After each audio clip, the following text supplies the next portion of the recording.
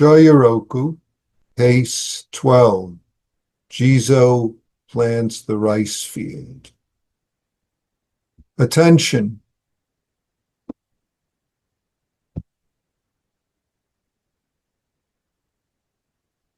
Jizo asked Shuzan, "Where do you come from?"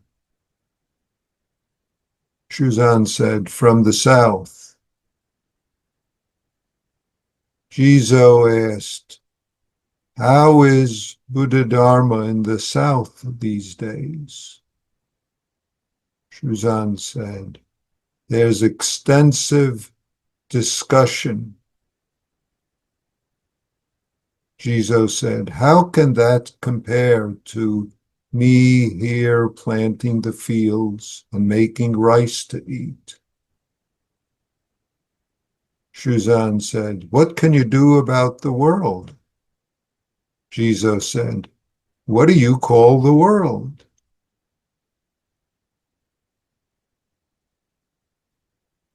Jizo is someone we've come across before, and if I recall correctly, I think I've spoken about this case before. But in any case, Jizo, also known as Dicang in Chinese, and also the name Jizo is the name of a bodhisattva. The bodhisattva Kshitigarbha also is the name.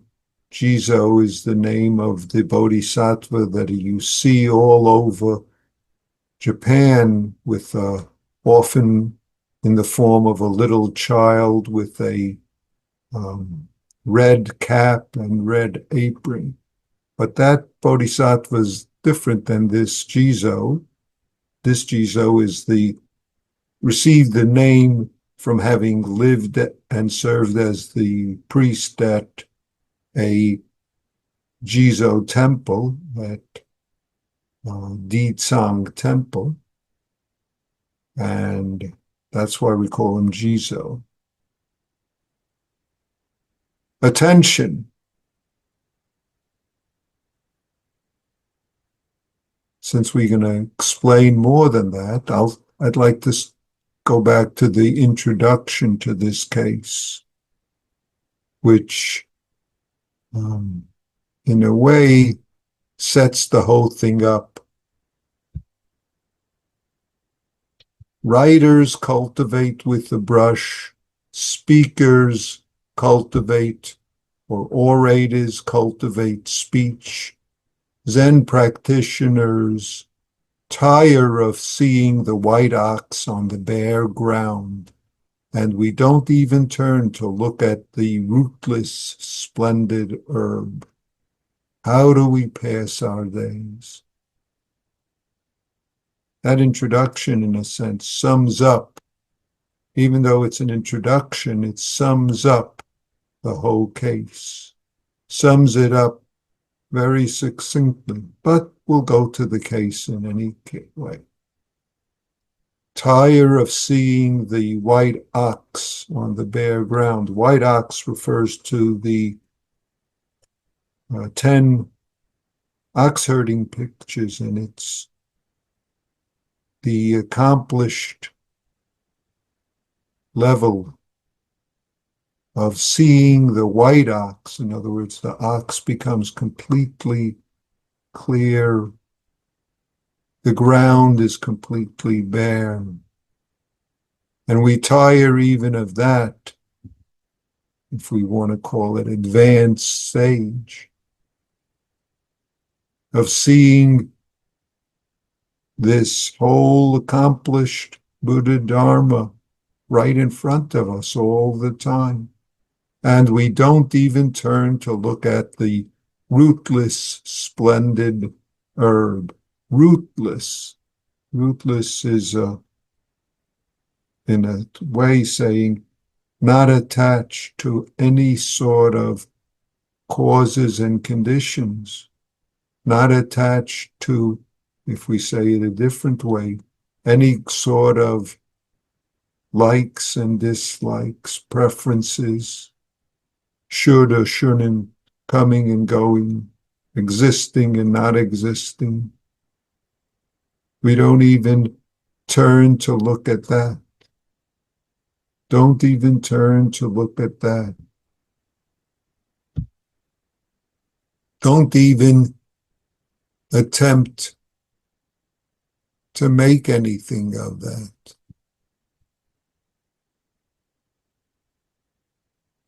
Isn't that nice? Don't pay attention to it, much less paying attention to all sorts of other things. So that sums up all this that Jizo is expressing. In Jewish tradition, there's a phrase, Shavisi Hashem Lenegdi Somen. God, or the absolute, whatever we want to say, the unnameable, Lenegdi Somen, always in front of me. I'm always seeing this white ox, open ground, the Buddha Dharma is always right here. This is just the Prajna Paramita here. No need to go look for special accomplishments, rootless, auspicious grass, much less ordinary likes and dislikes. So Jizo begins this dialogue here. Where do you come from? That's a good question to test, to give us the opportunity to see, be, express who we truly are. But unfortunately, Shuzan, or Shuishan, if I try to pronounce the Chinese, but my Chinese, as I've said, is very poor. Shuzan says, I come from the south. South, north, east, west. Is there differences? Are there Buddhas accomplished in the south as well, or is it just in the north, or is it just in the east, or just in the west? Or is there north, south, east, west in Buddha Dharma? But Jizo doesn't let him get away with just that. He says, how is Buddha Dharma, Buddha practice, Buddha expression in the South these days? Well, Shuzan is much caught up. Oh, there's lots of lively discussion, lively mundo, people expressing how you should be, what's the way to be active, teach, clarify, what's good and bad, who you should you support and what should you be against, what's the right way, what's the wrong way, are they right, I'm right, they're wrong. Much lively mundo, much lively doksan, discussions, talks. Oh, that's the Buddha Dharma. But Jizo doesn't let him get away with that. How could that match, compare to planting the rice fields and eating rice? planting, cooking, serving, eating, the most ordinary activities of life. He sets it forth right there for him.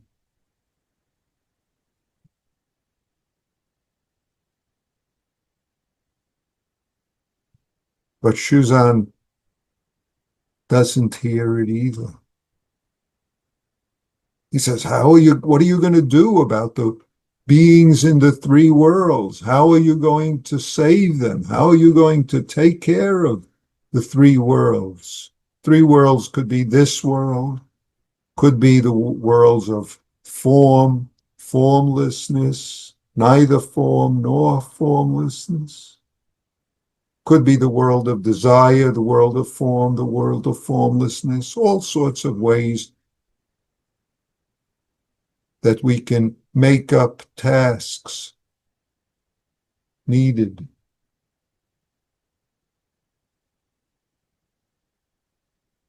But if we have attachments about all those and we get caught in our attachments, then we're in trouble.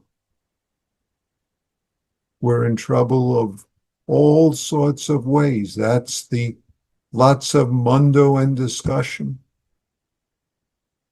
That's the orators cultivating with talk, with tongue. Orators, politicians, scholars, media people, they can have all sorts of discussions. That's how they cultivate Buddha Dharma. Or is it? Is that the way to cultivate it? What is it they're cultivating when they cultivate for and against? The comment in the capping phrase about the extensive discussions is lower your voice. Lower your voice. What are you saying? Of course, the comment about Jizo's statement, how does that compare to planting rice and cooking, eating rice? The comment is to Jizo, don't brag so much. Don't brag so much. But in a way, that's praise. What about the three worlds? What about all the things that need to be fixed out there? All the people I have to straighten out and correct. So Jizo drives the nail in more. What do you call the world? What do we believe about who and what we need to fix? And what is fixing the world? We have all sorts of ideas about what we're fixing and who we're fixing. Who we're fixing and what we're fixing.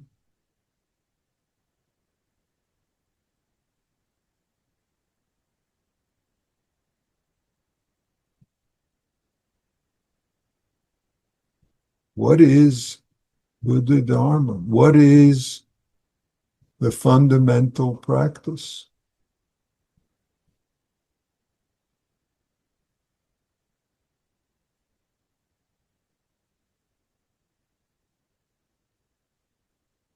What do you call the world? One comment says, he would have been much better if he just said, I'm busy planting the fields, in response to how about the world or the three worlds. Be busy right where you are. Be busy being completely at rest right here, right now.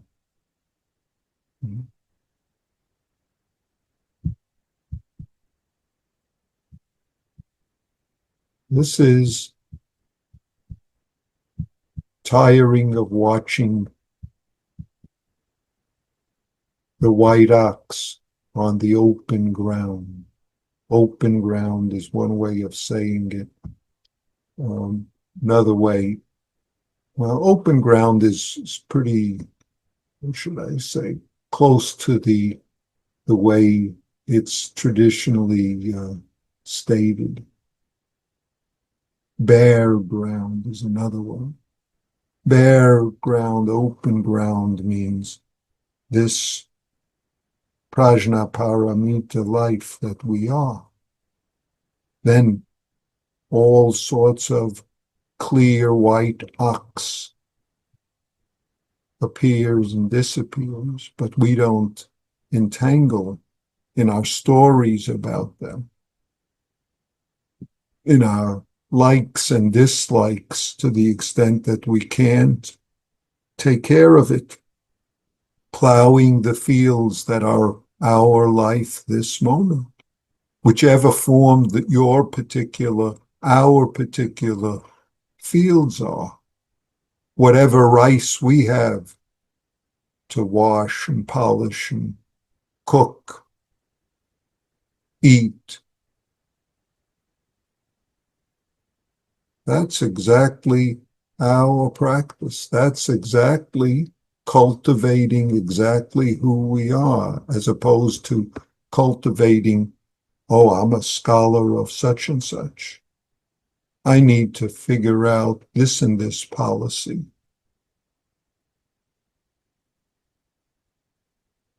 Sure. If President Putin calls you up and asks you, what should I do in Ukraine? You can give him advice. And when President Trump calls you up, you can give him advice. And when your mother calls you up and asks you, what do you want for dinner? You can tell her. The rest of the time, just take care of the white ox on the bare ground of your life.